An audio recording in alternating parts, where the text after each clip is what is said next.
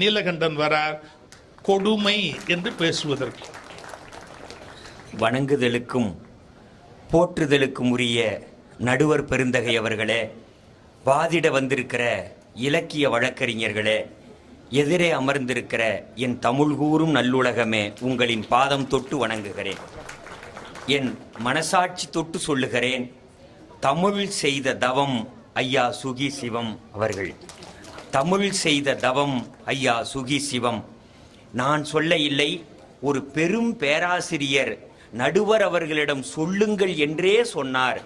தமிழ் கூறும் நல்லுலகில் தவத்திரு குன்றக்குடி அடிகளாருக்கு பிறகு தன் நெஞ்சில் பட்டதை நேர்பட சொல்லுகிற ஒரு தமிழ் மகன் ஐயா சுகிசிவம் அவர்களை வணங்கி மகிழ்கிறேன்.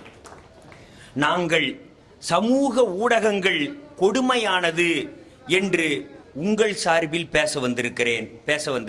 கை தட்டலாம், தப்புல்ல. ஏன் பாதி பேர் தட்டலன்னா, அவன் கையில செல்போன் இருக்கு, வச்சுட்டு தட்டுவாங்க. நடுவர் அவர்களே, கொடுமை என்பதுதான் எங்களுடைய வாதம். நான் பேசுவதற்காக பேச இல்லை, என்னுடைய மனதின் ஆதங்கத்தை உங்களிடம் சொல்லுவதற்காக வந்திருக்கிறேன். நடுவர் அவர்களே, என்றைக்கும் மனிதகுலம் வாழுவது முகங்களை பார்த்து பேசுவதனால் தான் வாழ முடியுமே தவிர முகநூலை பார்த்து பேசுவதனால் வாழ முடியாது. நாம் இதயங்களை பழகிக் கொள்வதற்காக பிறவி எடுத்தவர்கள், இயந்திரங்களோடு பழகுவதற்கு அல்ல. நீங்கள் வழியை தேடுவதற்கு கூகுள் மேப்பை போடுகிறீர்கள். ஆனால் நாங்கள் மனிதர்களை கேட்கிற போது, கைபிடித்து அழைக்கிற போது, ஒரு உயிர் சாட்சி என் விரலை தொட்டு கூட்டி போகிறதே, அந்த பரிசத்தை உங்கள் செல்போன் தர முடியுமா என்று கேட்கிறேன். காதலிச்சாங்களாம், 2 பேரும் வீடியோ காலில் வந்தாங்களாம். இந்த அம்மாவும் வீடியோவை 10 முத்தம் கொடுத்துச்சு, அவரும் 20 முத்தம் கொடுத்தாரு. போனு தண்ணியில் நனைஞ்சு போய் கெட்டு போய் 2 பேரில் கிடக்கு. நடுவர் அவர்களே, நான் சொல்றேன், உண்மையில சொல்றேன், நாமெல்லாம் ஆதி மனிதருக்கு முன்னாடி இருந்தது குரங்கா இருந்தோம். ஒன்றும் தப்பு இல்லையே, குரங்கா இருந்தோம். எப்படி இருந்தோம்னா, குனிஞ்சு இப்படி போய்கிட்டு இருந்தோம். முத மரத்துல ஒரு பழத்தை பார்த்தோம். அப்பதான் அந்த பழத்தை பிடிக்கிறதுக்காக அப்படி முன்னங்கால 2ஐயும் தூக்கி அப்படி பழத்தை பிடிச்சோம். அதுக்கப்புறம் இது நல்லா தானே இருக்கு அப்படின்னு நிமிந்து போய்கிட்டு இருந்தோம். ஆனா நாமெல்லாம் நிமிந்துறவே கூடாதுன்னு எவனோ ஒருத்தன் செல்போனை கண்டுபிடிச்சிருக்கான். மறுபடியும் இப்படியே போயிட்டோம். தலை பார்த்தீங்களா? நான் பேச வந்த எத்தனை பேர் குரல் கொடுக்கிறாங்க எனக்கு ஆதரவா, பார்த்தீங்களா? நடுவர் அவர்களே, நாமெல்லாம் தலை நிமிர்ந்து நடந்துகிட்டு இருந்தவங்களை மறுபடியும் தலகுனிய வச்சது எதுன்னா செல்போன் தான். நான் சொல்லலைங்க, மத்திய அரசுல ஒரு முறை பல் பாதுகாப்பு பத்தி ஒரு உலக கருத்தரங்கு நடத்தினாங்க சார். அதுல பல் பாதுகாப்புனா பல்லு விளக்கணும், அது முத வேலை. சரி, யாரு பல்லு விளக்கல அப்படின்னு ஒரு சர்வே எடுத்தாங்க சார். நான் பட்டிமன்றத்துக்காக சொல்ல, நகைச்சுவைக்காக சொல்ல. அந்த சர்வே எடுத்ததுல யார் அதிகம் பல்லு விளக்கிறது இல்ல அப்படின்னு கண்டுபிடிச்சதுல சாப்ட்வேர் என்ஜினியருங்க பல்லு விளக்கிறது இல்லைன்னு கண்டுபிடிச்சாங்க. ஏன்னா அவன் என்ன நினைச்சிருக்கான், பல்லு விளக்குற நேரத்துல 2 புரோகிராம் போட்டா 4000 ரூபாய் கிடைக்குமே அப்படின்னு, ஒரு ப்ராஜெக்டை முடிச்சா கிடைக்குமே அப்படின்னு. சில பேரெல்லாம் காலுக்கு பக்கத்திலே லேப்டாப் வச்சிருக்கிறான். எதுக்குன்னா காலிலேயே எல்லாம் டைப் பண்றான் சார். நீங்க இனி வருங்காலத்தில் எப்படி இருப்போம்னா, காலையில சாப்பாடுலாம் சாப்பிட மாட்டோம், 2 டேப்லெட் முழுங்கிப்போம். மதிய சாப்பாடெல்லாம் சாப்பிட மாட்டோம், கரைச்சி குளுக்கோஸ் மாதிரி அது பாட்டில் இறங்கிட்டு இருப்போம். நாம் பாட்டில் குரங்கு மாதிரி இப்படி டைப் பண்ணிக்கிட்டே இருப்போம். சரிங்களா? ராத்திரி சாப்பாடெல்லாம் 2 டேப்லெட்டை போட்டு முடுங்கிடுவோம். இந்த வாழ்க்கை எது கொடுத்தது என்றால் சமூக ஊடகங்கள். நான் என்ன கேட்குறேன் சார், 10வது ரிசல்ட் வந்திருக்கு சார். வர்ற நேரத்தில், அந்த காலத்தில் நாமெல்லாம் என்ன சார் பண்ணுவோம், இன்னைக்கு ரிசல்ட் வரப்போகுதுன்னு காலையில் எழுந்து குளிச்சுட்டு நெத்தி நிறைய திருநீர் வச்சுக்கிட்டு தாத்தா பாட்டி காலில் விழுந்து என்னை ஆசீர்வாதம் பண்ணுவோமோ. இன்னைக்கு ரிசல்ட் வருது, ஒருத்தன் ஸ்டேட்டஸ் போட்டிருக்கான் சார், என்னை பார்த்து பாஸா பெய்யலான்னு கேட்குறவன் ரத்தங்கைக்கு சாவுவான்னு போட்டிருக்கான் சார். நீங்க வாழ்க்கையில இப்ப நல்லா வகுப்பு எடுக்கிறதா சொன்னீங்க. நான் கல்லூரியில் வகுப்பு எடுப்பதாக ஒத்துக்கொண்ட நடுவர் அவர்களுக்கு நன்றி.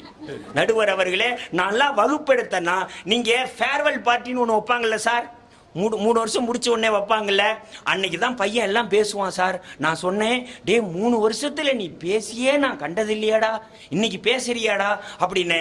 அன்னைக்கு தான் பிரின்சிபால் இருப்பாரு, ஹெச்ஓடி இருப்பாரு, நம்மளை பத்தியெல்லாம் சொல்லுவான் சார்.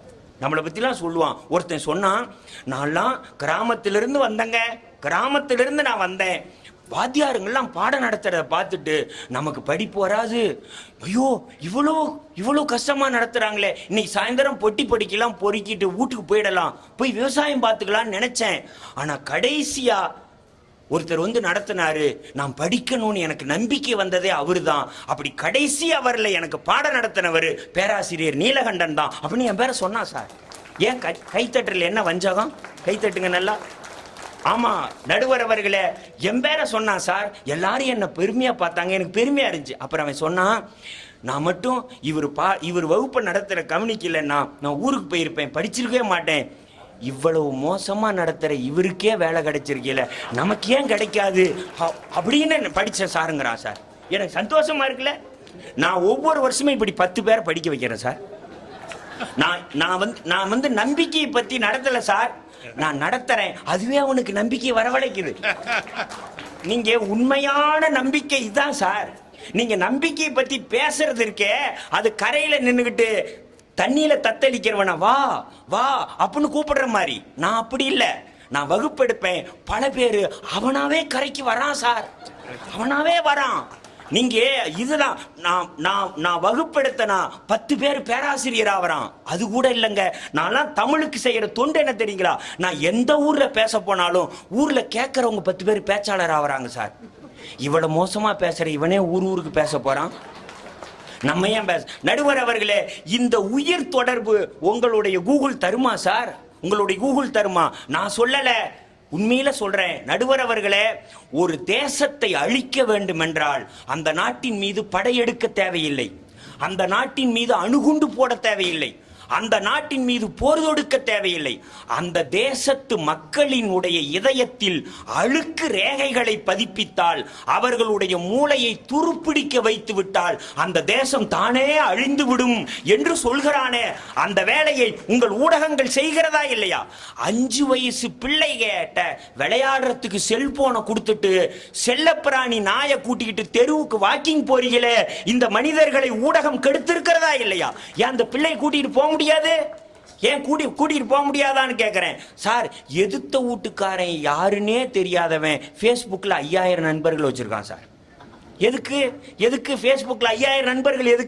எதுக்க வீட்டுக்காரன்? அதுவும் அவங்க சொன்னாங்க, வால் டியூப்ல பேசுறாங்க, சைக்கிள் டியூப்ல பேசுறாங்க, கார் டியூப்ல பேசுறாங்க அப்படின்னு. ஒருத்தன் சொல்றேன், எலக்ட்ரீஷியனுக்கு போன் பண்ணிட்டான் சார் போன வாரம். என்னன்னா, நீங்க எங்க இருக்கீங்கன்னா, நான் அப்படி வெளியூர்ல இருக்கிறேன்னா, உடனே வாங்க, எங்க டியூப்ல தண்ணி வரல அப்படின்ட்டான். உடனே ஒரு பாவம் அடிச்சு பிடிச்சு வந்து, ரெகுலர் கஸ்டமருங்க, நீங்க சொன்னீங்கன்னு தான் நான் 100 கிலோமீட்டர் தூரத்துல இருந்து வந்தேன் அப்படிங்கிறான். உள்ள கூட்டிட்டு போறான். பாத்ரூம்லயா அப்படிங்கிறான், இல்லங்கிறான். பெட்ரூம் இல்லையாங்கிறான், இல்லங்கிறான். எந்த டியூப்ல தண்ணி வரலங்கிறான், இந்த யூடியூப்ல தண்ணி வரலங்கிறானு. இவனெல்லாம் என்ன பண்ணுவீங்க நீங்க? நடுவர் அவர்களே, நான் சொல்கிறேன், நான்லாம் கிராமத்துக்காரன். நடுவர் அவர்களே, எங்க வீட்டுல அடுப்பை பொறுத்துனா அது சமையல் அறை. பல வீட்லையும் இப்படித்தான். அடுப்பை அணைச்சா அதுதான் சாப்பாட்டு அறை, புத்தகத்தை விரிச்சா அதுதான் படிப்பறை, பாயை விரிச்சா அதுதான் படுக்கை அறை, உட்காந்து எல்லாரும் பேசுனாக்க அதுதான் சார் எங்க வீட்டுல அரங்கூறும் அவயம், அதுதான் சார் ஆலோசனை மன்றம். ஒரே அறைக்குள்ள இத்தனை அறையையும் இருந்தது. என்ன காரணம்னா, அங்கு குடும்பம் நடந்தது. இன்னைக்கு ஆளுக்கு ஒரு அறையில் இருக்கிறார்கள். இல்லை, ஆளுக்கு ஒரு அறையில் சிறையில் இருக்கிறார்கள். சத்தமில்லாம குடும்பம் என்கிற கட்டமைப்பையே சிதைத்திருக்கிறது ஊடகங்கள். மறந்துடாதீங்க, நம்மளை எல்லாம் நாம உழைப்பாளிகள் என்பதையே நம்மிடத்திலிருந்து பிடுங்கி இருக்கிறது. நீங்க இன்னைக்கு உலகத்துல உழைக்க தயங்குவது மட்டுமல்ல, நம்ம கண்ணெதிரே இருக்கிற நிஜ வாழ்க்கையை பறித்து கொண்டு ஒரு நிழல் வாழ்க்கையை நம்மிடத்தில் கொடுத்திருக்கிறது. நீங்க எல்லாம் நினைக்கிறீங்க நம்ம கையில செல்போன் இருக்குதுன்னு நினைக்கிறீங்க. இல்லவே இல்லை. செல்போனுடைய கையில் தான் நாம் சிக்கிக் கொண்டிருக்கிறோம். நம் கையில் செல்போன் இல்லை. நாம ஏன் இப்படி ஒரு மாய உலகத்துல வாழ்றோம்?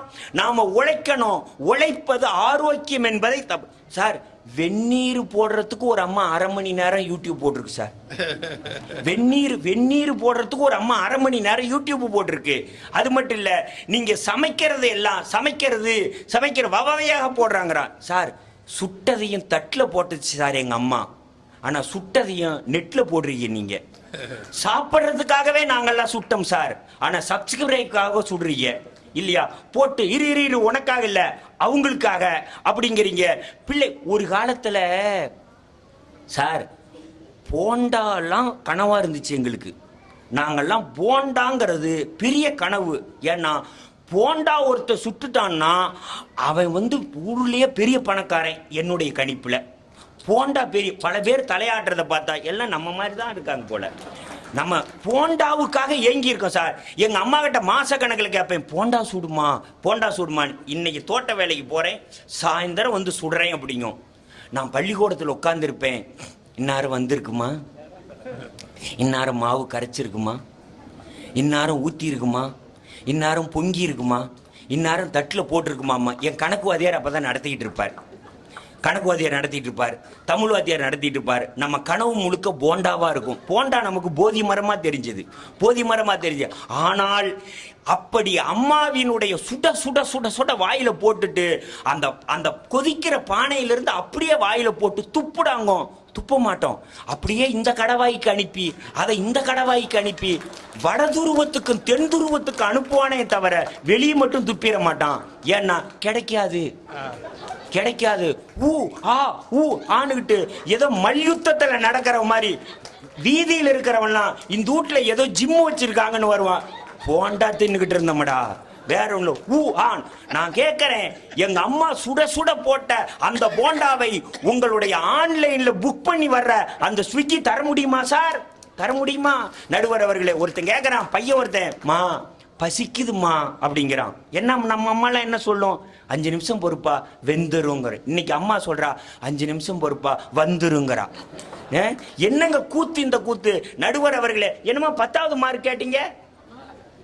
இந்த மாதிரி எல்லாம் கேட்கிற வேலையெல்லாம் வச்சுக்காதீங்க.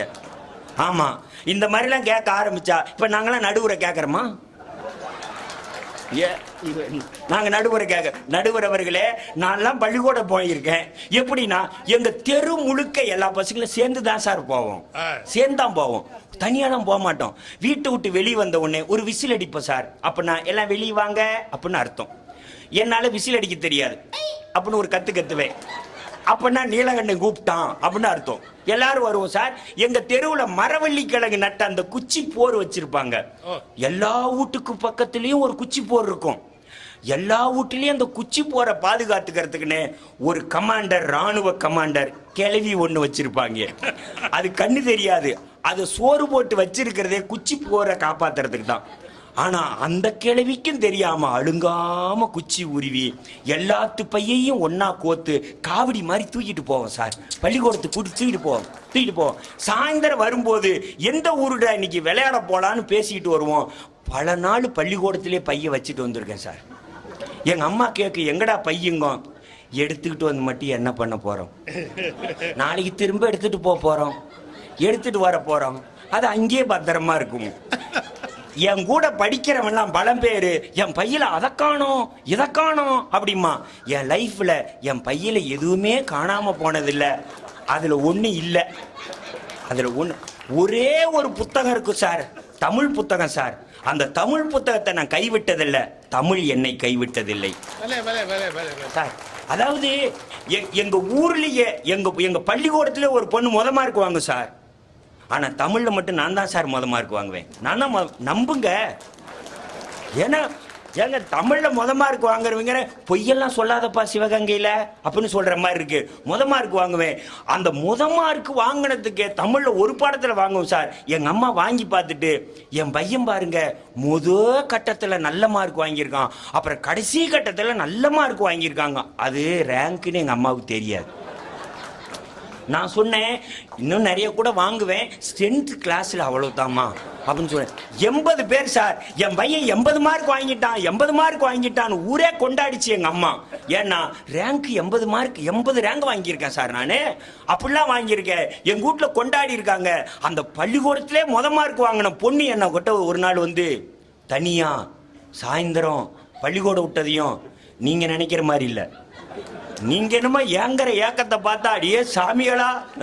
அது ஒரு நாள் எங்க வீட்டுல பெரிய பிரச்சனையா இருக்குடானுச்சு. என்னப்பா சொல்றேன்னு, எல்லா பாடத்திலையும் வாங்க முடியற உன்னால ஏன் தமிழ்ல வாங்க முடியலன்னு. எங்க வீட்டுல 3 நாளா சோறு போட மாட்டேங்கிறாங்கடானுச்சு. நான் சொன்னேன், சத்தியமா நான் தான் வாங்குவேன்னே.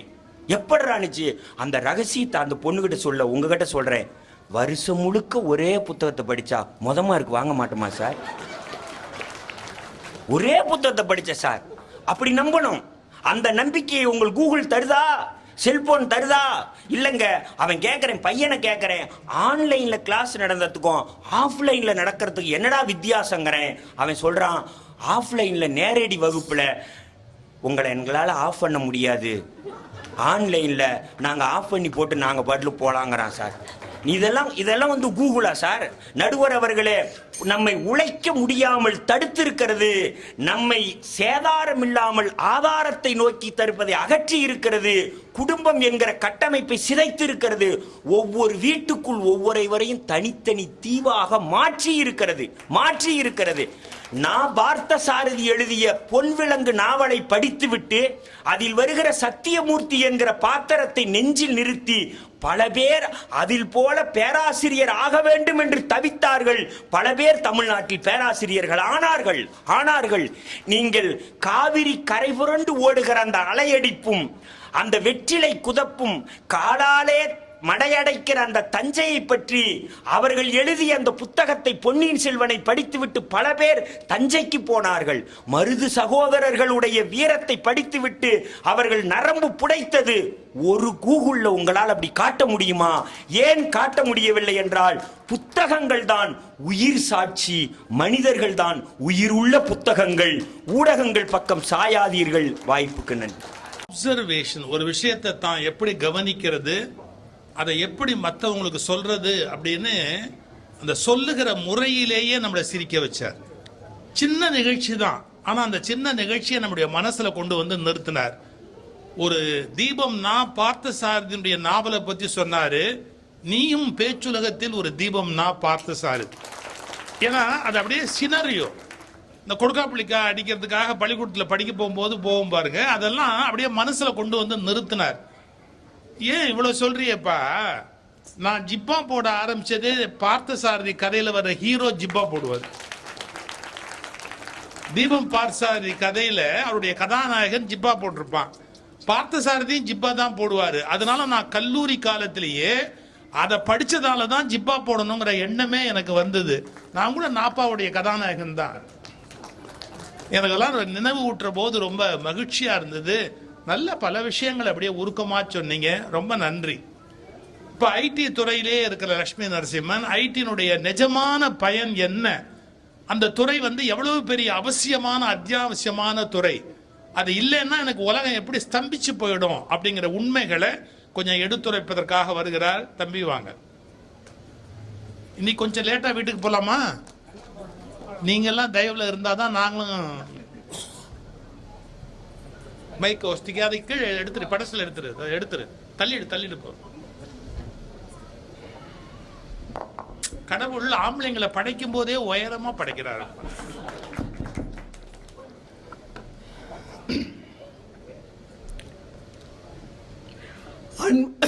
அன்பு நிறை நெஞ்சங்களே, நீவீர் அத்துணையும் என் கோவில் கருவறையில் ஏராள தெய்வங்கள் அனைத்திற்கும் தீந்தமிழால் பாமாலை சூட்டி பொழுதெல்லாம் வாழ்த்தி வணங்குகிறேன்.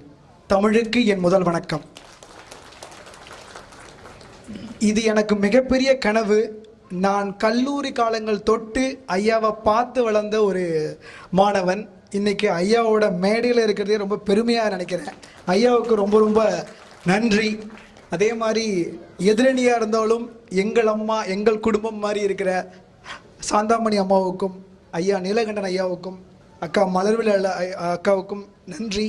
எல்லாருக்கும் நன்றியை சொல்லிட்டு, நான் பேசும்போது தட்டுவதற்காகவே கைகளோடு வந்திருக்கின்ற உங்களுக்கும் எனது வணக்கத்தை சொல்லி நான் இந்த பேச்சை ஆரம்பிக்கிறேன். நான் ஐயா சொன்ன மாதிரி சில விஷயங்கள் சொல்கிறதுக்கு முன்னாடி எதிரணியில் சில கருத்துக்கள் வச்சாங்க. அதுக்கு நான் 2-3 பதில் சொல்லிட்டு நான் என்னோட கான்செப்ட்குள்ளே போகலான்னு நினைக்கிறேன். ஐயா சொன்னார், நீலகண்டன் ஐயா, நம்ம ஒரு லொக்கேஷன் கேட்டால் மனிதர்கள் இருந்தால் நேராக கையை பிடிச்சி கொண்டு போய் விடுவோம், உங்களால் அவங்க ஜிபிஎஸ் கொடுக்க முடியுமான்னு. இப்போ நான் கேட்குறேன், நீலகண்டன் ஐயாவை சாந்தாமணி அம்மா கேட்குறாங்க எனக்கு பஸ் ஸ்டாண்டுக்கு எப்படி போகணுன்னு. மலர்விழாக்கா ஆப்போசிட்டாக ஒரு டைரக்ஷனில் இன்னொரு லொக்கேஷன் போகணும்னு கேட்குறாங்க. இப்போ நீலகண்டன் ஐயா இப்படி போவாரா இல்லை இப்படி போவாரா கையை பிடிச்சிட்டு அவங்களுக்கு எப்படி ரூட் காட்டுவாங்க? அவரே இந்த ஹோட்டல் எங்கே தங்கியிருக்கீங்க லொக்கேஷன் அனுப்புங்க தம்பின்னு வாட்ஸ்அப்பில் லொக்கேஷன் கேட்குறாரு. அவர் கேட்பாராமா. அப்போ இங்கே வந்து சமூக வலைதளம் பயன் இல்லையாம்மா. இதை கேட்டால் எனக்கு எப்படி தான் தோணுது, எப்பட்றா அப்படிதான் தோணுது. அடுத்ததாக ஒன்று சொன்னாங்க, ஐடி இன்ஜினியர் சாப்பிட மாட்டேங்கிறாங்க, தூங்க மாட்டேங்கிறாங்க, காலையிலேயே லேப்டாப். இதெல்லாம் எதுக்கு பண்ணுறோம்? கொரோனா காலகட்டத்தில் ஒட்டுமொத்த உலகமே ஸ்தம்பித்த போது நாம் இராணுவ வீரர்களுக்கெல்லாம் மரியாதை சொல்கிறோம். அவங்க எல்லையில் போய் நின்று எதிரிகளை வீழ்த்துறாங்க அப்படி இப்படின்னு. ஒட்டுமொத்த நாட்டையுமே பொருளாதார வளர்ச்சியில் வீழ்ந்து விடாமல் இருப்பதற்கு நெட்வொர்க்கிங் அப்படிங்கிற அந்த ஐடி துறை ஊழியர்களோட மதிப்பை நம்ம எத்தனை தூரம் அதை மதிப்பு கொடுத்து பேசியிருக்கோம்? தூக்கம் இல்லாமல் பல்லு கூட விளக்காம எத்தனையோ பேர் பிரேக்ஃபாஸ்ட்டு லஞ்சா டின்னரை எதுவுமே தெரியாமல் மாறி மாறி உழைச்சோம். அவ்வளோ பார்த்த வேலை. இதெல்லாம் எதுக்காக?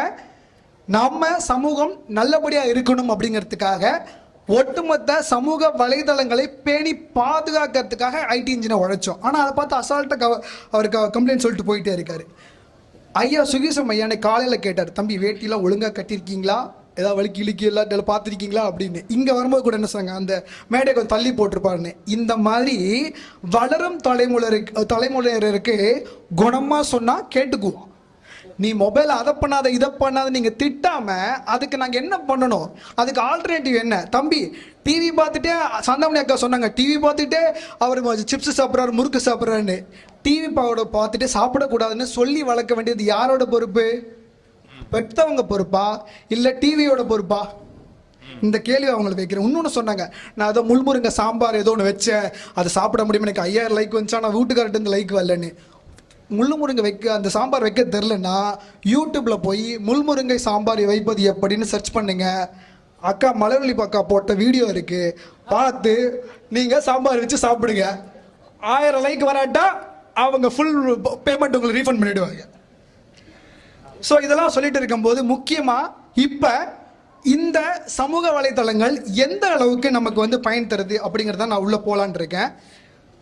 நடுவர் அவர்களே, ஒட்டுமொத்தமாக நம்மளோட இந்த மனித குல மேம்பாட்டை நம்ம 4 விதமான பரிணாமங்களை பார்த்துக்கலாம். முதல் யுகம் அப்படிங்கிறது மனிதன் எப்போது நெருப்பினை கண்டுபிடித்தானோ அப்பொழுது அவனுடைய வாழ்க்கையில் சுவை கூடியது, ஒரு ருசிச்சு சாப்பிடணும் அப்படிங்கிற அறிவு அவனுக்கு வர ஆரம்பிச்சது. 2வது யுகம் மனிதன் சக்கரத்தை கண்டுபிடித்தான், அப்பொழுது அவனது வாழ்வு நகர ஆரம்பித்தது. 3வதாக மின்சாரத்தை கண்டுபிடித்தான், அவனது வாழ்க்கை ஜொலிக்க ஆரம்பித்தது. 4வதாக நாம இப்ப இந்த சமூக வலைதளம் கொண்ட அந்த டிஜிட்டல் எரால இருக்கும். இப்போ உலகமே அவன் கைவசத்தில் இருக்கு.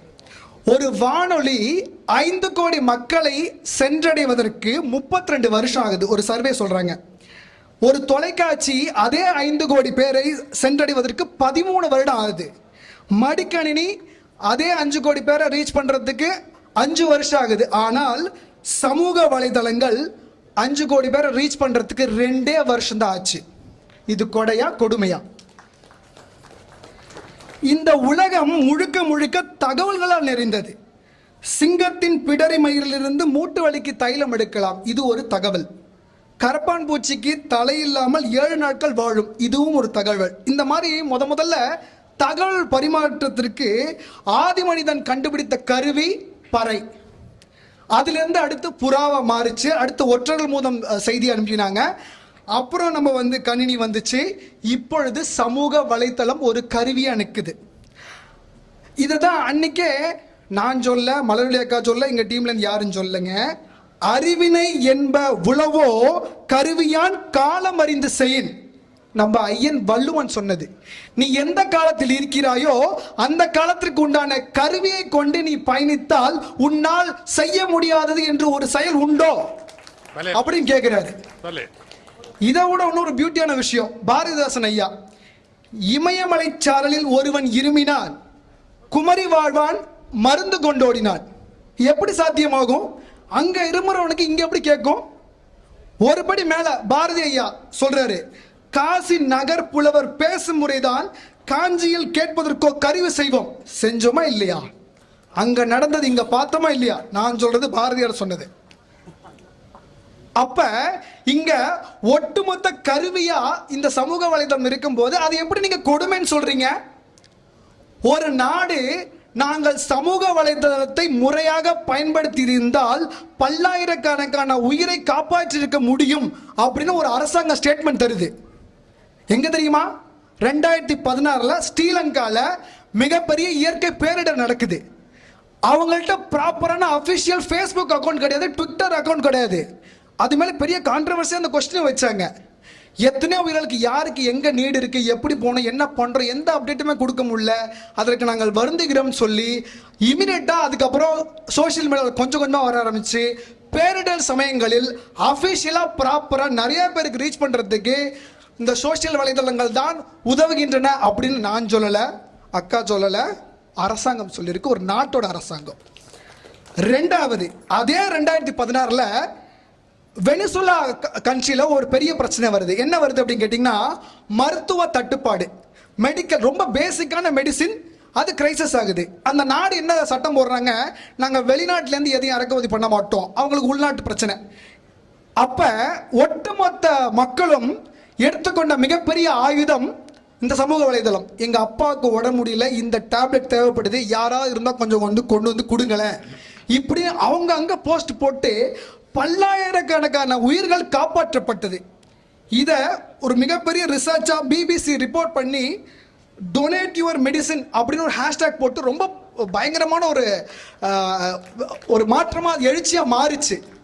இப்ப சொல்லுங்க, சமூக வலைதளம் கொடையா கொடுமையா?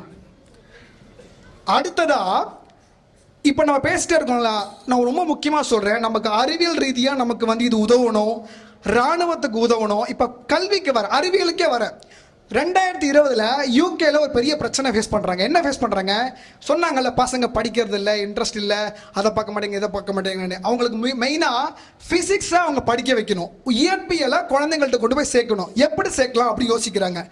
நம்ம ஊர்ல எது தவறாக பயன்படுத்தப்படுகிறதுன்னு பேன் பண்ணமோ அதே டிக்டாக் தான் அங்க எடுத்துக்கிறாங்க. ஃபேமஸான டிக்டாக்ஸ் பண்றவங்களை கூப்பிட்டு வந்து, தம்பி நீ பிசிக்ஸ் இஸ் ஃபார் எவ்ரிபடி அப்படின்னு சொல்லி ஒரு குட்டி எக்ஸ்பெரிமெண்டா போடு, அதை பார்க்குற குழந்தைங்களுக்கு ஓ இப்படி பண்ணலாமா அப்படி பண்ணலாமா அப்படின்னு ஒரு எண்ணம் வரட்டும். அந்த எண்ணம் அவங்களுக்கு அறிவியல் மீது அவர்கள் பார்வையை திணிக்கட்டும், அவங்களுக்கு நல்ல வழியை காட்டட்டும் அப்படின்னு அவங்க முடிவெடுத்து யூகே இன்டர்நேஷனல் இன்ஸ்டிடியூட் இது ஒரு பெரிய லிமிட்லெஸ் அப்படி ஒரு கேம்பெயினாக நடத்தினாங்க. 2020 மாபெரும் சக்சஸ் ஆச்சு. இதுக்கு நீங்க கிளாப் பண்ணணும்.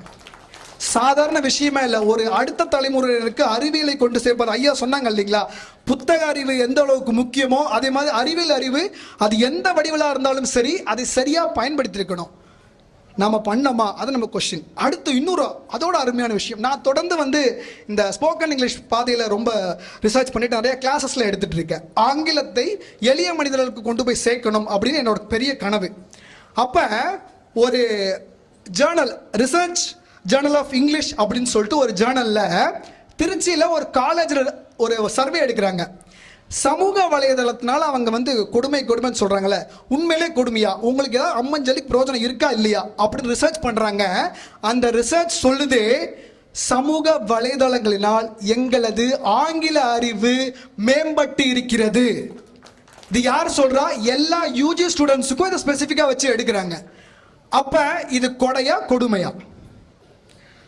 அடுத்த இன்னொன்று ஒரு விஷயம் சொல்றேன், அக்ரிகல்ச்சர், இதை நம்ம விடவே கூடாது.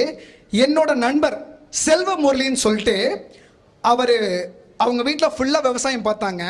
இவர் விவசாயத்துக்கு போகும்போது அவங்க அப்பா சொன்னார், தம்பி விவசாயம் ரொம்ப பெயின்ஃபுல்லான விஷயம். ஐயா கூட சொன்னாங்க விவசாயத்தை பற்றி பேசும்போது, அது ரொம்ப கொடுமையான விஷயம், எல்லாத்துக்கும் நல்லது பண்ணிட்டு நாம கஷ்டப்பட்டே இருக்கணும் தம்பி, அதனால அது வேண்டாம், நீ போகாத அப்படின்னாருங்க. இவருக்கு ரொம்ப குழப்பம், ஏன் விவசாயத்தை விட்டு போறாங்க, எதனால அப்படின்னு பார்த்து அதுக்கு நம்ம ஏதாவது பண்ணணும்னு சொல்லிட்டு அவரோட பெயினே அவரோட பர்பஸ் ஆஃப் த லைஃபா மாறுது. அக்ரி சக்தி அப்படின்னு ஒரு அமைப்பை ஏற்படுத்துறாரு. அவர் அதுக்கு முன்னாடி நம்மாழ்வார் போய் பார்க்குறாரு. நம்மாழ்வார் நிறைய அவருக்கு ஐடியாஸ் கொடுக்குறாங்க.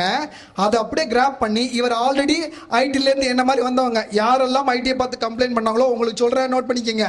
அவர் விவசாயத்துக்கு இந்த டெக்னாலஜி எப்படி யூஸ் பண்றதுன்னு அக்ரி சக்தின்னு ஒரு ஃபாரம் ஆரம்பிச்சு இந்தியாவில் தலை சிறந்த 100 அப்ளிகேஷன்ல அக்ரி சக்தி ஒரு அப்ளிகேஷனா செலக்ட் ஆச்சு. ரொம்ப சிறப்பு. கூகுள் பிச்சை அவரை பர்சனலா கூப்பிட்டு வச்சு நம்ம தமிழ்லயே பேசலாமே, தமிழுக்கு சிறப்பு. 15 நிமிடம் தமிழ்ல அவங்க 2 பேரும் கலந்துரையாடி இருக்காங்க.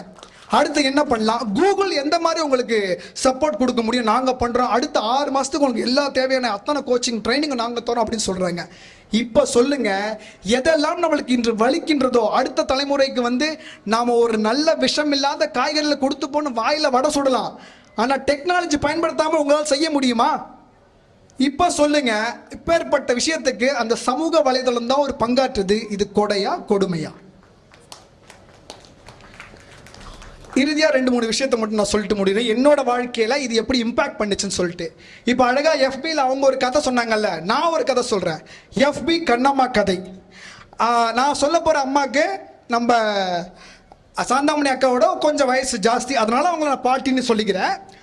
பாட்டியம்மா, அந்த பாட்டியம்மா திருப்பூர்லேருந்து அட்லாண்டா போகணும். போகும்போது இவங்க கூட ஒருத்தவங்க அனுப்புகிறாங்க, 2 பேரும் சேர்ந்து போகிறாங்க. இந்த பாட்டியம்மா ஏற்கனவே ஒரு இடத்துல விசா எக்ஸ்டென்ஷனில் ஏதோ பிரச்சனை, இவங்களுக்கு கனெக்டிங் ஃப்ளைட்டு கத்தாரில் இருக்குது. அப்போ இவங்களோட ஃபோனு அவங்களோட லக்கேஜில் போயிடுச்சு, லக்கேஜ் அட்லாண்டா போயிடுச்சு, அவங்க கூட வந்தவங்களும் அட்லாண்டா போயிட்டாங்க. இந்த பாட்டியை மட்டும் ஸ்டாப் பண்ணி வச்சுட்டாங்க. பாட்டிக்கு சுகர் பிரச்சனை, மாத்திரை சாப்பிட்ணும், ஃபோன் இல்லை, தவிக்கிறாங்க.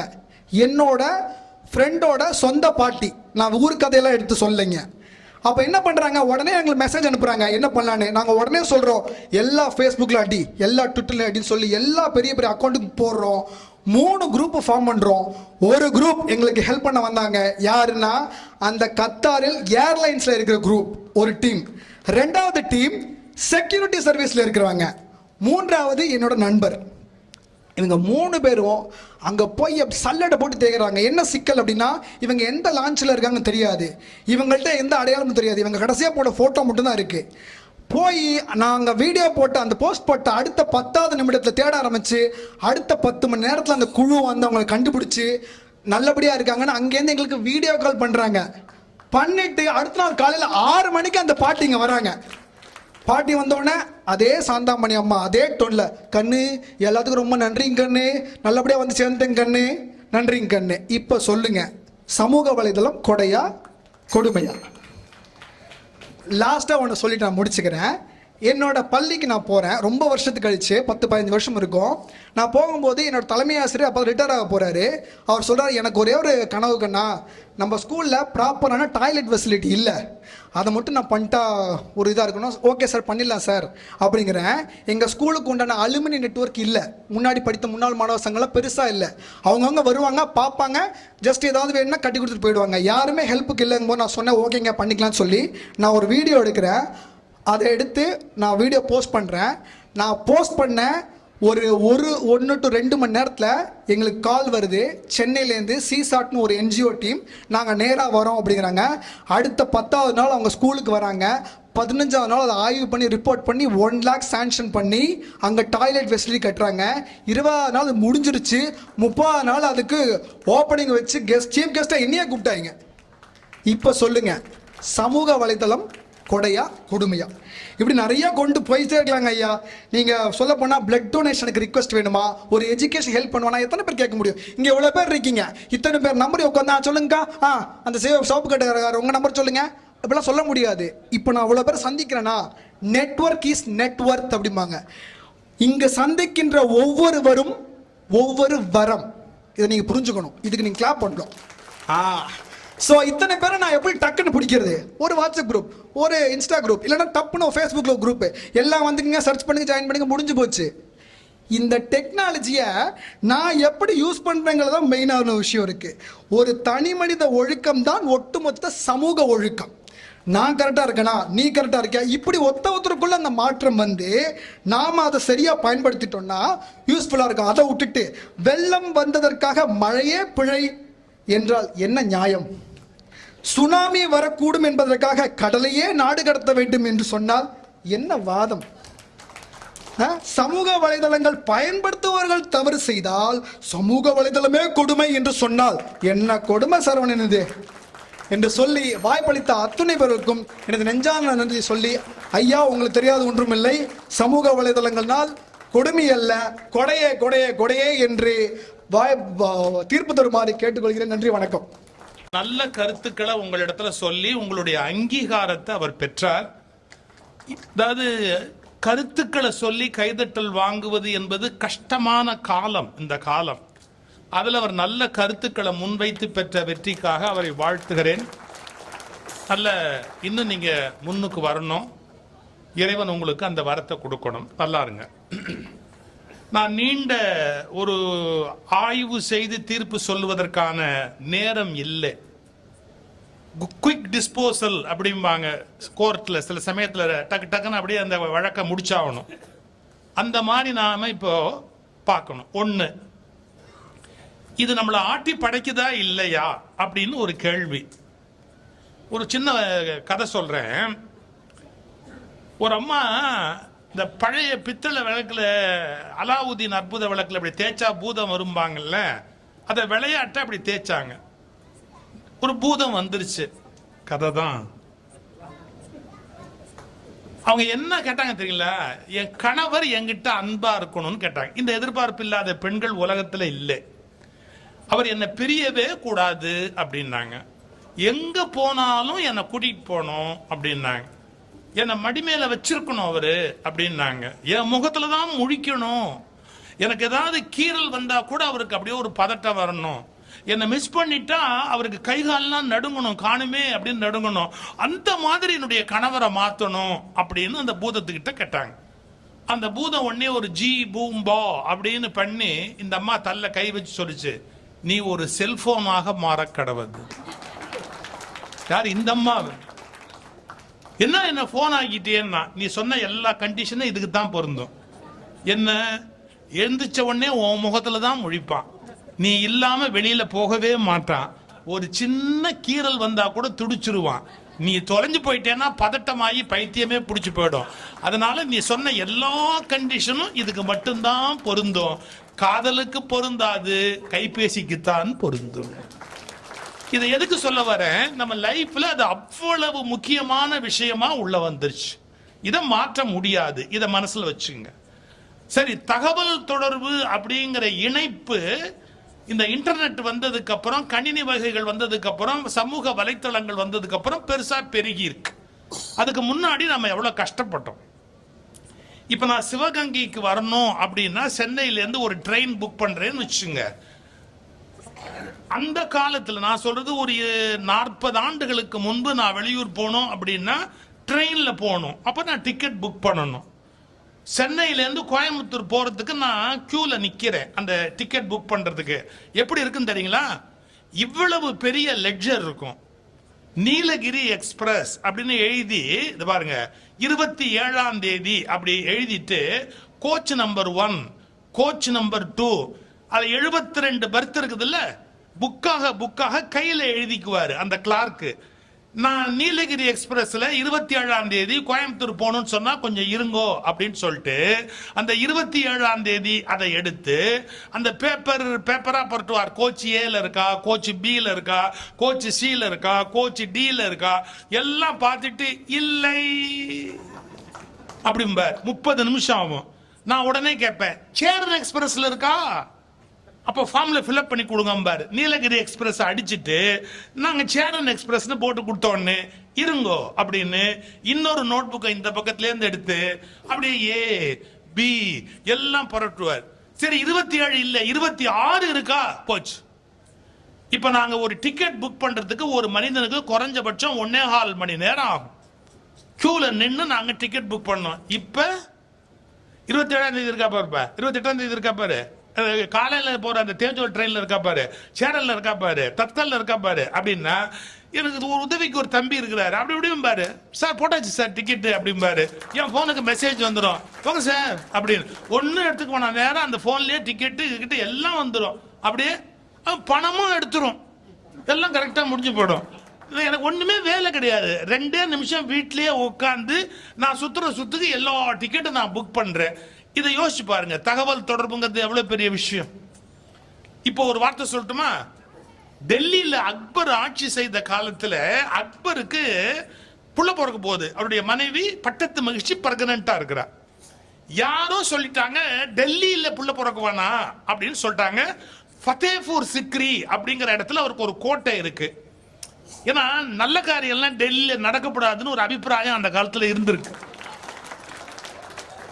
அதனால அக்பருக்கு புள்ள பிறக்க போற போது வேணாம், இது நீ ஃபத்தேபூர் சிக்ரியில புள்ள பெத்துக்க சொல்லு அப்படின்ட்டாங்க. இவர் மனைவிய ஃபத்தேபூர் சிக்ரிக்கு அனுப்பிச்சிட்டாரு அக்பர். கொஞ்சம் யோசிச்சு பாருங்க, பட்டத்துல இருக்கிற அவ்வளவு பவர்ஃபுல் மகாராஜாவுக்கு எதுல கவனம் இருக்கும்? புள்ள பிறந்த உடனே தெரியணும் அப்படின்னு ஒரு தவிப்பு இருக்கும் இல்லையா? அப்போ மனைவி அங்க இருக்கிறா, பிறந்த உடனே எனக்கு தெரியணும், அதுக்கு என்ன வழி? யோசனை சொன்னாம பாருங்க. ஒரு மைலுக்கு ஒரு இடத்துல தூண் கட்டு, தூணுக்கு மேல ஒரு ட்ரம் வை, முரசு, அதுல ஒருத்தனை 24 ஹவர்ஸுக்கு 2 பேர் 3 பேர் டியூட்டி போடு. புள்ள பிறந்த உடனே அங்க இருக்கிறவன் டம்னு அடிப்பான், அது அந்த 1 மைல் வரைக்கும் கேட்கும், அவன் டம்னு அடிப்பான். இந்த மாதிரி வரிசையா எல்லாரும் அடிச்சு டெல்லியில காதல வந்து உழும், புள்ள பிறந்தாச்சு அப்படிங்கிறது. சார், தகவல் தொடர்புக்கு அக்பருக்கு புள்ள பிறந்துருச்சுன்னு தெரியறதுக்கு தூண் கட்டி தூண் மேல முரசு வச்சு ஆள் டியூட்டி போட்டு எல்லாம் அக்பர் பண்ணாரு. மகாராஜா சக்கரவர்த்தி பண்ணிட்டாரு. புள்ள பிறந்த உடனே அடிச்சாங்க சார், அடிச்சாங்க சார், அடிச்சாங்க சார். வந்த உடனே ஆஹா புள்ள பிறந்துருச்சுன்னு அக்பர் சேட்டாரு. ஆம்பளை பிள்ளையா பொம்பளை பிள்ளையான்னு தெரியலையே, நான் இவ்வளவு பண்ணவன் முட்டாள்தனம் பண்ணிட்டேன்னு.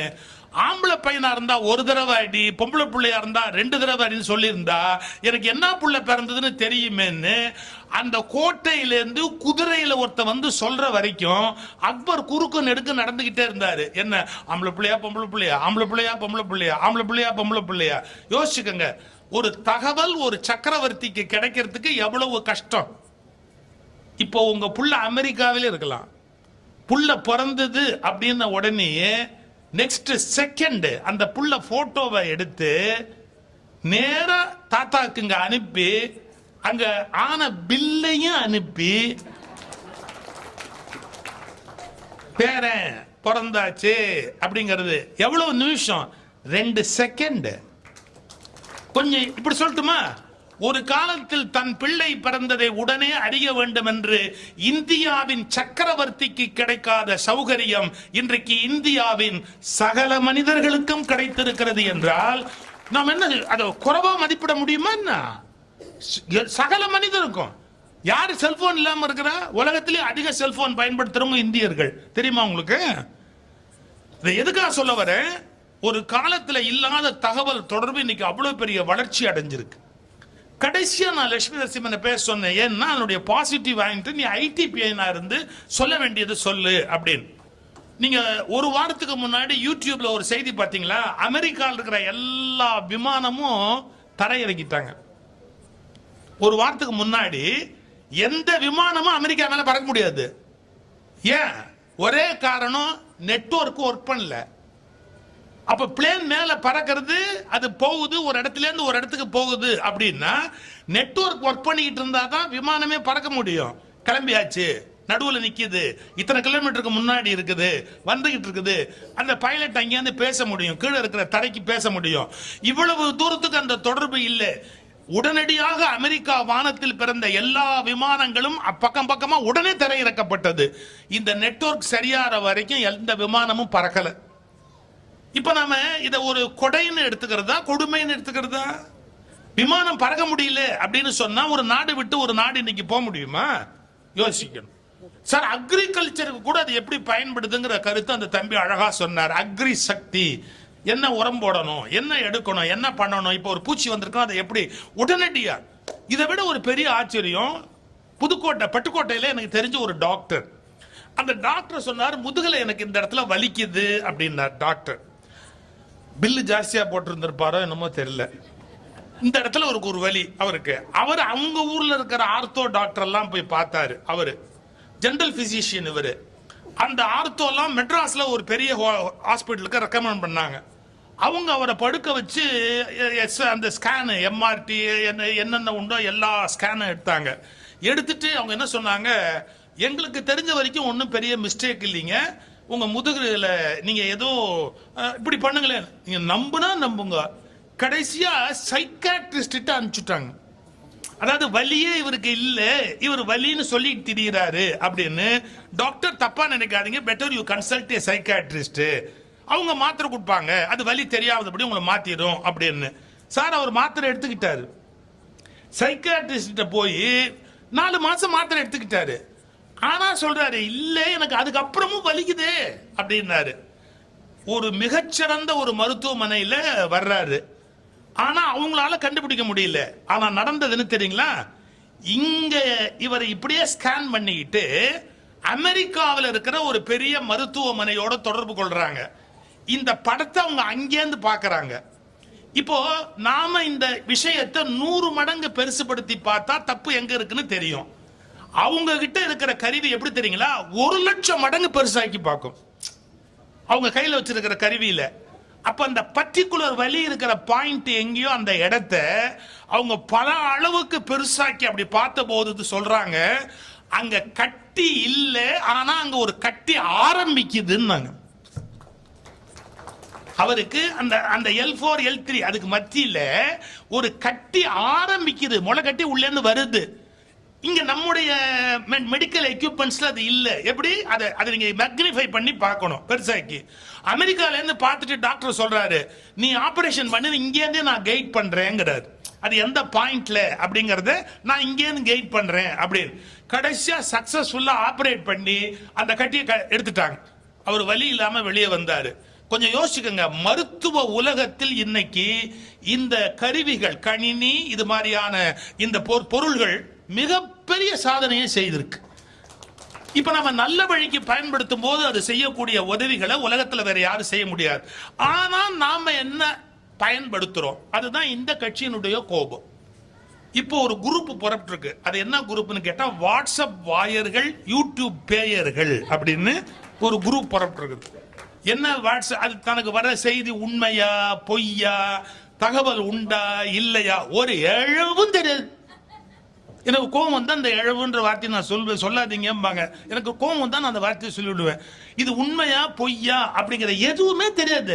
ஆனா அவங்க போட்டுக்கு எல்லாருக்கும் சொல்லிட்டு உட்காந்துருப்பாங்க. சார், பழனி கோயில்ல கூட கும்பாபிஷேகம் நடந்தப்ப ஆகமப்படி நடக்கல. ஆகமப்படி பழனி கோயிலுக்கு ஆகமமே கிடையாதுங்க. ஏன் சொல்லட்டுமா, சித்தர்களால் பிரதிஷ்டை செய்யப்பட்ட கோயில், அது ஆகம விதிகளுக்கு கட்டுப்படாது. அதனுடைய தலைவர் சித்தநாதன் பேரு. அங்க இருக்கிற முருகனுக்கு பேர் என்ன, சித்தநாதன் பேரு. சித்தர்கள் பிராண பிரதிஷ்டை பண்ணி வச்ச கோயிலுக்கு ஆகமம் கிடையாது. சித்தர்கள் ஆகமங்களுக்கு மாறானவர்கள். இந்த உண்மை யாருக்கா தெரியுமா? யாராவது எடுத்து படிச்சிருக்காங்களா? இல்ல. 250 தோ பரமசிவன் எழுதின புஸ்தகம் இருக்கும், நீங்க உள்ள போய் பாருங்க. ஒரு மிகப்பெரிய அறிவாளி தோ பரமசிவன் எழுதுறாரு, பழனி கோயில்ல 250 வருஷத்துக்கு முன்னாடி வரைக்கும் பூஜை பண்ணவங்க பண்டாரம் அப்படிங்கிற ஒரு ஜாதி. அவங்களுக்கு வேதமும் கிடையாது, ஆகமும் கிடையாது. பண்டாரங்கள் ஒரு மாதிரியா பூஜை பண்ணுவாங்க. நடுவுல அவங்க வேலையை விட்டு நீக்கப்பட்டு வெளியில இருந்து ஒருத்தர் கொண்டாந்து உட்காத்தி வைக்கப்பட்டாங்க. இந்த வரலாறு யாருக்கா தெரியுமா? திருமல நாயக்கருடைய ஒரு வேலை பார்க்கிற ஒருத்தர் அந்த கோயிலுக்கு போறாரு. இவனுங்க கையால விபூதி வாங்க மாட்டேன் அப்படின்னு இவங்களை வெளியே போக சொன்னாரு. போக மாட்டேன்னாங்க. அவங்களுக்கு நிலம், மானியம், தானம் எல்லாம் அவர் எழுதி கொடுத்து செப்பு பட்டயம் பழனி கோயில் இருக்கு. இது எதுக்கு சொல்ல வர, 4 புஸ்தகம் படிச்சிருந்தா நமக்கு புரியும். தோ பரமசிவனுடைய புஸ்தகத்தை படிச்சிருந்தா பழனி ஆண்டவருடைய கோயில் பண்டாரங்கள் கையிலிருந்து எப்ப மாறுச்சு அப்படின்னு நமக்கு தெரியும். சித்தரால் பிரதிஷ்டை செய்யப்பட்டு பண்டாரங்களால் பூஜிக்கப்பட்ட கோயிலுக்கு ஆகமம் என்ற ஒன்றே கிடையாது என்பதை பற்றிய அடிப்படை அறிவு கூட இல்லாதவர்கள் தான் நினைத்ததை எல்லாம் வாட்ஸ்அப் மூலமாக உலகத்தில் பரப்பி விடுகிறார்கள். இதை யார் தடுத்து நிறுத்துறது? அப்ப தப்பான விஷயம் பரவுது. ஒருத்தரை டேமேஜ் பண்ணணும் அப்படின்னா அந்த பொண்ணுக்கு ஒழுக்கம் இல்ல, பண்ணிடலாம். மறுபடியும் ஒழுக்கம் உண்டு நீங்க வாட்ஸ்அப்ல போட்டா ஒரு பையன் பார்க்க மாட்டான். ஏன்னா ஒழுக்கம் இல்லாதவங்களை பத்தி தான் நமக்கு ஆசையே ஒழிய ஒழுக்கம் உள்ளவங்களை பத்தி ஒரு துளி கூட நமக்கு கவலை இல்லையே. கொஞ்சம் யோசிச்சு பாருங்க. அப்ப இந்த வாட்ஸ்அப்ப துஷ்பிரயோகம் பண்றாங்களா இல்லையா அப்படின்னா பண்றாங்க. அப்புறம் யூடியூப் துஷ்பிரயோகம் பண்றாங்களா இல்லையான்னா பண்றாங்க. இப்ப நான் பேசும்போதே சார், இப்ப 2 பட்டிமன்றம் நடந்தது. அந்த கட்சி என்ன சொல்லுச்சுன்னு ஒரு வார்த்தை சொல்வேன். என்ன சொல்வேன்? கொடை. அவங்க சொன்னபடி பார்த்தா அது கொடை அப்படிம்பேன். அப்புறம் இதுக்கு வருவேன், இவங்க சொன்னபடி பார்த்தா அது கொடுமை. இப்படி நான் ரெண்டையும் சொல்லுவேன். நான் சொல்றதுல ஒரு வரியை வெட்டிட்டு கொடைங்கிறத மட்டுமே எடுத்து போட்டா நீங்க என்ன நினைப்பீங்க? ஒரு சுகிஷம் ஒரு பக்கம் பேசினாருன்னு நீங்க என்ன முழுசா கேட்கணும்.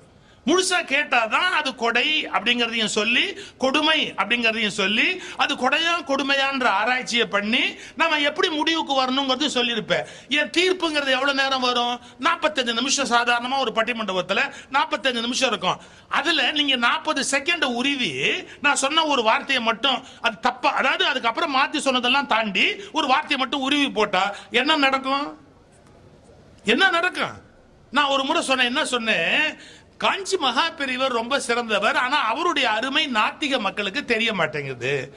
அதே மாதிரி தந்தை பெரியார் சமூக நீதி வழங்கினவர், அவருடைய பெருமை ஆத்திகர்களுக்கு தெரிய மாட்டேங்குது. இது நான் ரெண்டையும் சொல்றேன். இப்ப போடுறதா இருந்தா ரெண்டையும் போட்டாதான் நான் நடுநிலைமையில பேசினேன்னு வரும்.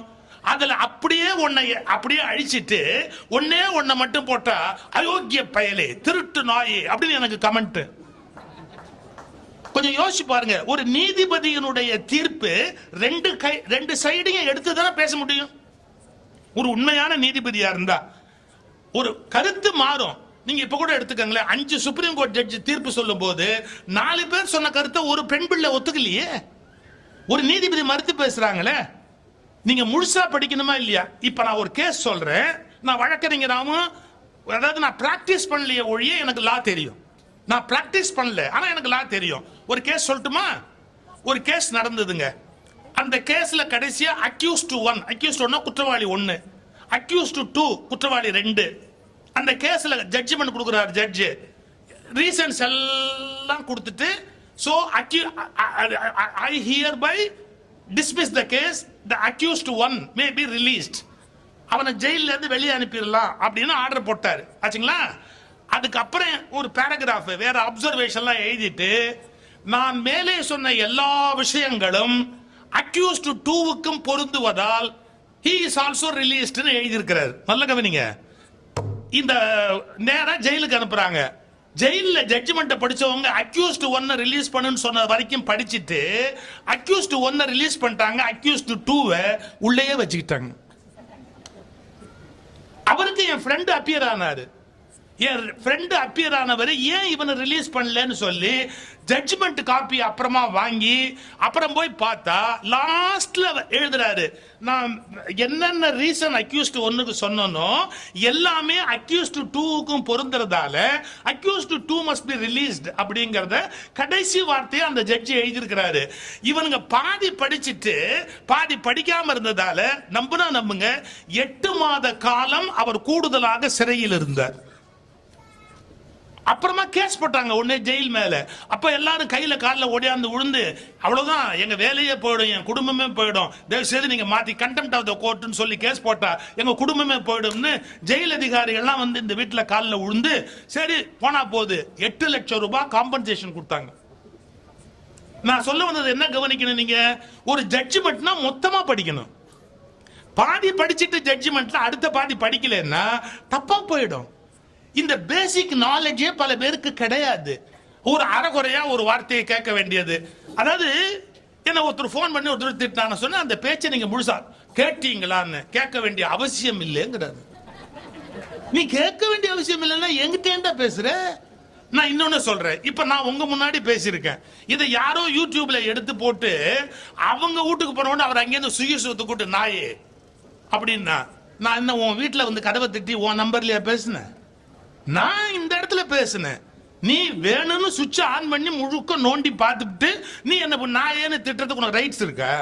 நான் உன் வீட்டுக்குள்ளேயே பேசுனேன். இந்த இங்கிதம் தெரியணுமா இல்லையா? அப்ப நீ யாருக்கு கண்டம் பண்ணணும்? அந்த யூடியூப் சேனலுக்கு கண்டனம் பண்ணு, இல்ல யாருக்கோ பண்ணு. எங்கிட்ட கூப்பிட்டு போன்ல பேசுறதுல என்ன நியாயம் இருக்கு? இது நம்ம மக்கள்கிட்ட இருக்கிறது எப்படின்னு கேட்டா, ஒரு மிகச்சிறந்த கருவியை மிக அசிங்கமாக பயன்படுத்துகிறோம். நான் அதைத்தான் சொன்னேன். வாட்ஸ்அப் வாயர்கள், யூடியூப் பேயர்கள் அப்படின்னு ஒரு குரூப் எவ்வளவு மிஸ்யூஸ் பண்ண முடியுமோ அவ்வளவு மிஸ்யூஸ் பண்றாங்க. இப்ப நான் அது எவ்வளவு டெக்னாலஜி அவசியங்கிறத சொல்லிட்டேன். அதுல எத்தனை அவஸ்தை ஆனா அர்த்தமே இல்லாம காலையில குட் மார்னிங் மட்டும் 200 வருது. ஏங்க 200 பேருக்கு பதில் குட் மார்னிங் நம்ம போட முடியுமா உலகத்துல? அது என்ன அர்த்தம் இருக்கு? Good morning good morning good morning daily போட்டா பதில் சொல்லிட்டே இருக்க முடியுமா உலகத்துல? சோ அதெல்லாம் யோசிக்கணும். அவசியமா இருந்தா அந்த மெசேஜ் அனுப்பணும். இது உண்மைன்னு தெரிஞ்சாதான் அடுத்த ஆளுக்கு அனுப்பணும். இது உண்மை இல்லைன்னு தெரிஞ்சா நம்ம இன்னொருத்தருக்கு அனுப்பக்கூடாது. இந்த மாதிரியான விவேகம் யாருக்கு வரணும்? பயன்படுத்துற நமக்கு வரணும். அதனால நீங்க நல்ல தெளிவா யோசிச்சுக்கங்க. எப்படின்னா இந்த கருவியே மோசமானதுன்னு அர்த்தம் இல்லை. இப்ப நான் தீர்ப்பை இப்படி முடிக்கிறேன். ஒரு விஷயத்தை பயன்படுத்துகிறேன்னா நீ அறிவாளின்னு அர்த்தம். நான் சொல்றது கரெக்டா? ஒரு விஷயத்தை நீ பயன்படுத்துகிறேன்னா நீ அறிவாளின்னு அர்த்தம். மிகச்சரியாக பயன்படுத்துவாய் என்றால் நீ மிகப்பெரிய அறிவாளின்னு அர்த்தம். நீ அதுக்கு அடிமையாயிட்டேன்னு வச்சுக்க, பைத்தியம்னு அர்த்தம். இப்போ அடிமையாதல்ங்கிறது எப்படி தெரியுமா டெஃபினேஷன்? அதாவது அதுல இருக்கிறத படிக்கிறது, இது முதல் ஸ்டேஜ். படிக்காம இருக்க முடியலன்னு நினைக்கிறது ரெண்டாவது ஸ்டேஜ். மூணாவது அதை தவிர வேற எதை பத்தியுமே கவலைப்படாம எப்பவுமே அதுலயே இருக்கிறது பைத்தியமா புடிச்சு போச்சுன்னு அர்த்தம். நீ என்ன வேணா பாரு, ஆனா பார்த்துட்டு வச்சிருவே ஒரு 2 நிமிஷத்துல அப்படின்னா நீ யூஸ் பண்ற, இது சரியா இருக்காது அப்படின்னு நீ முடிவு பண்ற. உன் அறிவை பயன்படுத்துற, நீ ரொம்ப அறிவாளி, நீ ரொம்ப மிகச்சரியா பயன்படுத்துற. காலைல எழுந்த உடனே நான் போன் எல்லாம் எடுக்க மாட்டேன்பா, எல்லா வேலையும் வீணா போடும். 8 மணிக்கு 10 மணிக்கு மேல எப்ப டைம் ஃப்ரீயா இருக்கும் அப்புறம் வேணா நான் போனை பாக்குறேன் அப்படின்னா நீ புத்திசாலி, மகா புத்திசாலி. அதை விட்டுட்டு காலை எழுந்த உடனே தூக்கத்துல இருந்து எழுந்த உடனே முதல்ல பேய் முகத்துல முழிக்கிற மாதிரி அது முகத்துல முழிச்சுக்கிட்டு பார்த்துக்கிட்டு இருந்தா என்ன ஆகுறது? அதனால நான் இப்படி சொல்றேன்னப்பா, நீங்கள் பயன்படுத்துகிற வரை அது கொடை, நீங்கள் அதற்கு அடிமையாகி விட்டால் அது கொடுமை. அது நமக்கு சரியான வேலைக்காரன், சரியான ஊழியன். அதை கரெக்டா பயன்படுத்தினா நம்ம வாழ்க்கையில என்ன வேணாலும் ஜெயிக்கலாம். நான் ஒரு காலத்துல ராமாயணம் பேசணும்னு ஒரு ஊருக்கு போனா சார், என் கூட ஒரு பொட்டி தனியா வரும். ஏன் தெரியுமா? நான் எல்லா ராமாயண புஸ்தமும் தூக்கிட்டு போவேன். பாலகாண்டம், ஆரண்ய காண்டம், அந்த அது பற்றிய கட்டுரைகள், வாரியாருடையது, ஏதாவது எனக்கு துணிமணிக்கு ஒரு பொட்டி 10 நாள் நான் பேச போறேன்னா ஏன் படிக்கிறதுக்குன்னு எடுத்த புஸ்தகங்கள் அதுல ராமாயணம் இதெல்லாம் ஒரு தனி பொட்டியா வரும். இப்ப எனக்கு அது அவசியமே இல்லைங்க. இது பாருங்க, அந்த செல்போன் இருக்கு பாருங்க, நான் கம்பராமாயணத்துல எந்த பாட்டோட அந்த வரியை போட்டாலும் போட்டுட்டு இந்த கம்பன் பாடல் அப்படின்னு போட்டா டன் டன் டான்னு எடுத்து கொடுக்கணும். நான் ஒரு நாளும் தப்பா சொல்ல வேண்டிய அவசியமே இல்லை. எனக்கு வித்தின் 2 minutes நான் அந்த பக்கத்துக்கு போய் தேடுறதை விட, புஸ்தகத்துக்கு போய் தேடுறதை விட நீட்டா அந்த கம்பராமாயண வரி எனக்கு நினைவுல இருக்கிற ஒரு வரியை போட்டா அந்த பாட்டு என்னவோ அந்த பாட்டை எடுத்து கையில கொடுக்கும். அதை பார்த்த உடனே ஞாபகம் வந்துடும், பழைய நினைவாற்றல் நமக்கு மறுபடியும் வந்துடும். நான் பிழை இல்லாம அந்த பாட்டை சொல்ல முடியும். கொஞ்சம் யோசிச்சு பாருங்க, எனக்கு எவ்வளவு சிரமம் இருந்தது. நேரத்தை மிச்சப்படுத்துகிறது, தேடுகிற வேலையை குறைக்கிறது, மிகச்சரியாக நான் பேசுவதற்கு அது சரியான துணையாக இருக்கிறது. எனவே ஒருபோதும் இந்த கருவி கொடுமையானது அல்ல, அதை மக்கள் முட்டாள்தனத்தால் கொடுமையாக பயன்படுத்துகிறார்கள். எனவே நீங்கள் விழிப்படைந்து விட்டால், உங்கள் அறிவு சரியானபடி பயன்படுத்த தொடங்கினால் அது எவ்வளவு பெரிய கொடை என்பது உங்களுக்கு புரிய வரும் என்பதை சொல்லி இந்த அருமையான வாய்ப்பை எங்களுக்கு வழங்கியமைக்காக சிவகங்கை புத்தக திருவிழா நண்பர்களுக்கு நன்றி பாராட்டி, மாவட்ட ஆட்சித்தலைவர் அவர்களுக்கும் எங்களை உபசரித்த மாவட்ட நிர்வாகத்துக்கும் இருந்து கேட்ட உங்களுடைய தமிழ் பண்புக்கும் நன்றி, வணக்கம்.